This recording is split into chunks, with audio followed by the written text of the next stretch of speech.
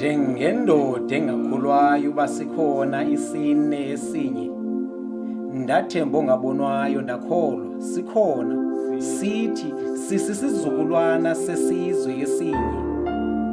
Eyoba kutheni ke sisenza ingathi asizazi izinto ezisicaphula isidimo kwenyani, de nenywaka iqubude ibe nenkani, ingaswayi ibe lithwasa endaweni yomhlangano.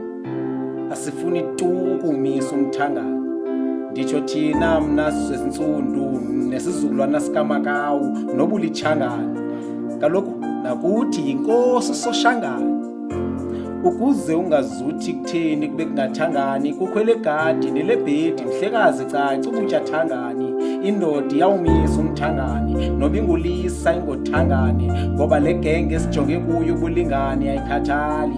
Akukho bangani ayikhathali, asilingani ayikhathali, nobuthi inkomo zingaphi kwabani, qha indoda engenamali abayithandani. Uyabona uba ungumntu ohlala kwezi ndawo zibizwa uba ziikasi, ikhona ingxaki. Ikakhulukazi le genge ivumba lengcinezelo yona ithi ayilazi. Khona ubuyazi ukuba kutheni uhlala khona apho. In this dusty place, something sweet and beautiful.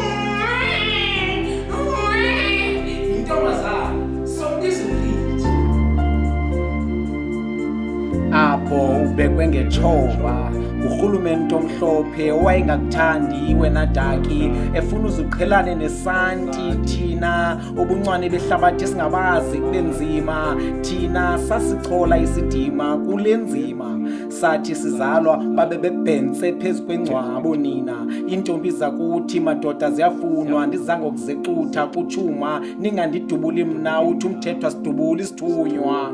Lo umyalezo andizukuhla nizawuva.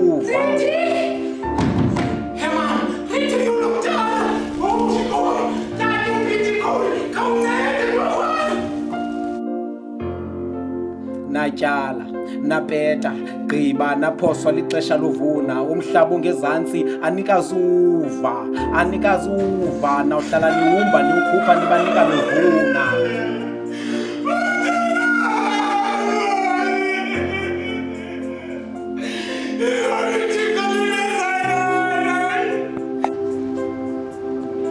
Nicinga uba bazawubumba? Natyala, napeta, gqiba naphoswa lixesha lovuna. Kwakungekho kokunye ngaphandleni kokuvuma. Ngempazamo yomfo mnye kuthiwa amadoda onke zinkunkuma, nam ndatyunjwa. Nazi